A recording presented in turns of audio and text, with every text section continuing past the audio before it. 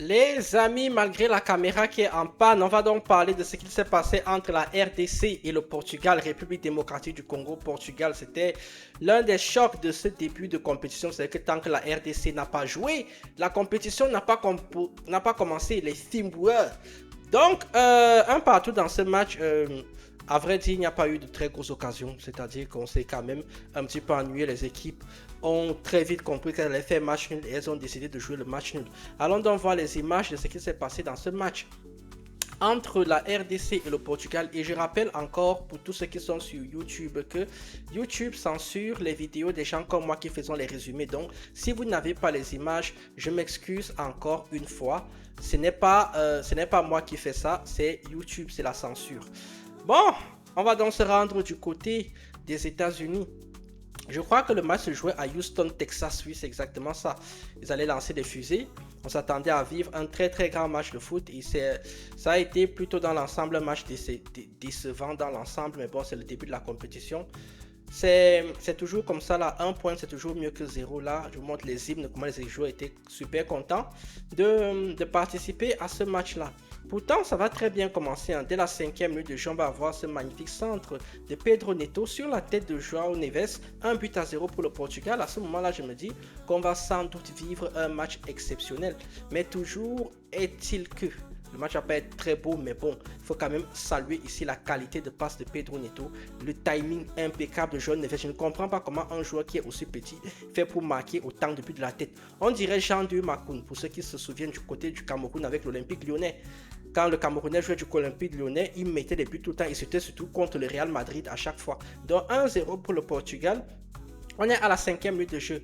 On va aller à la 10e minute de jeu avec le ballon qui va arriver dans les pieds de Wissa. Wissa qui va revenir dans l'axe. 1 contre 1. Frappe. Elle passe de peu à côté. La frappe, elle est enchaînée. Il a essayé de l'enrouler, mais bon, elle est frappée sans trop de conviction. Le pied d'appui est trop loin du ballon. Il la ramène parce qu'il a du talent, mais bon, le ballon n'entre pas. 17e minute de jeu, les Portugais repartent de la fin. Et cette fois-ci, c'est Bruno Fernandes qui va trouver dans la profondeur. Mendes qui s'avance et le très très beau retour de la part de Aaron Wan-Bissaka pour empêcher Mendes de venir marquer. Mais très très beau contrôle là-dessus. Il essaie d'accélérer, mais heureusement que Aaron Wan-Bissaka va très très vite. Il tacle sur le pied de Mendes. Et du coup, toujours 1-0 en faveur du Portugal. Ça, c'est une des dernières occasions des Portugais dans cette. C'est même pas une des dernières, c'est la dernière occasion portugaise en première mi-temps. Il va avoir cette tentative de frappe signée Kayembe, qui a pris le ballon, qui s'est essayé aux 25 mètres et n'entre pas. Moto Sami va aussi s'essayer à son tour, mais le ballon va être contré et ça va aller en corner. Et de ce corner-ci va aboutir un autre corner, et c'est sur ce corner à la 45e minute de jeu, dans le temps additionnel, c'est-à-dire la 49e minute de jeu, que Wissa vient marquer le but de l'égalisation sur un magnifique centre de Masuaku. Il n'est pas hors jeu, il s'élève très très bien, il met la tête. Franchement, là c'est vraiment la tête qui met le but, parce que regardez le gainage au niveau des abdos, le coup de tête très très puissant. Ça fait un partout entre le Portugal et la RDC. On est à la mi-temps. Et donc, à la mi-temps, nous on s'attend en fait à vivre une deuxième mi-temps de folie. La deuxième mi-temps va pas être fameuse. Honnêtement, il va pas avoir grand-chose. Bon, il va falloir attendre la 68e minute de jeu pour voir l'entrée de Conceição qui va servir Cristiano Ronaldo. Enfin, est-ce qu'il sert Cristiano Ronaldo ou est-ce qu'il sert Bruno Fernandes? Moi, je pense qu'il sert Bruno Fernandes et Ronaldo, par gourmandise, décide de frapper le ballon parce que là, il doit la laisser passer entre les jambes en feinte pour Bruno. C'est ce que tout le monde se dit dans les gradins. Mais comme personne n'aura le courage de dire à Ronaldo, tu as fait n'importe quoi, on va faire comme s'il a bien joué. On va prendre les mêmes et on recommence.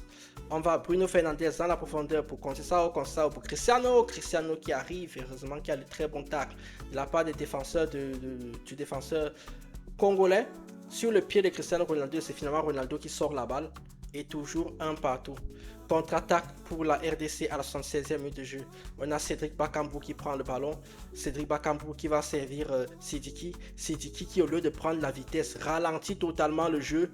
Du coup, il est obligé de donner à Cédric Bakambu en retrait qui tire à côté. Honnêtement, est-ce que là-dessus, entre nous, Sidiki ne doit pas aller provoquer plus, entrer dans la surface de réparation? On ne sait jamais. Un contact, il y a penalty. On ne sait jamais. Dernière occasion du match avec Bruno Fernandes à la 89e minute de jeu qui va tenter une frappe croisée, le ballon ne va pas rentrer. Un partout, partage des points logiques entre ces deux équipes. Gaël Kakuta qui n'a pas joué, le coach s'excuse parce qu'il n'a pas fait jouer, mais bon, c'est pas grave. Les Congolais prennent leur premier point en Coupe du Monde parce que je rappelle qu'avant, ce n'était pas la République du Congo, la République démocratique du Congo, c'était la République du Zaïre qui jouait. Et la dernière fois qu'ils sont venus, ils n'avaient même pas pu marquer un but. Donc, big screen, ça a été un très très beau match dans l'organisation tactique. Au niveau des occasions, un match plutôt moyen. Mais on a vu des très beaux coups de tête. Que dire de plus? Vous likez, vous commentez, vous partagez. J'ai pas plus d'analyse que ça à faire dans ce match parce que les deux équipes étaient à l'heure de jeu. Elles ont commencé à vouloir jouer le point du match nul et il n'y avait plus trop d'intensité. En première mi-temps, ils avaient envie. Et surtout les Portugais, oui, j'aime aller plus loin parce que les Portugais qui m'ont déçu dans ce match. Une fois qu'ils ont ouvert le score à la 5e minute de jeu, ils n'ont fait que ralentir le jeu. Et j'aimerais aussi venir qu'on commence à ouvrir le débat Cristiano Ronaldo au Portugal. Est-ce que Cristiano Ronaldo, c'est encore la peine de l'appeler? Et surtout si on l'appelle, est-ce que Cristiano Ronaldo ne peut pas être au banc de touche, permettre aux autres joueurs de jouer et entrer comme un super sub? Parce que les Portugais jouent à chaque fois à 10 contre 11. Ils ne participent pas au jeu, ils ne défendent pas, il est juste là pour être à la finition des actions. Mais le problème, c'est qu'avec le football moderne et les gens qui courent dans tous les stades, si vous avez un joueur qui ne court pas, ça devient très très compliqué. Vous likez, vous commentez et vous partagez. Et comme toujours, je m'excuse encore auprès de ceux qui sont sur YouTube. Arrêtez de me mettre les pouces en bas, mettez-moi des pouces en haut et des cœurs. Sur ce, moi je vous dis à tout à l'heure pour le match du Ghana. Tchuss!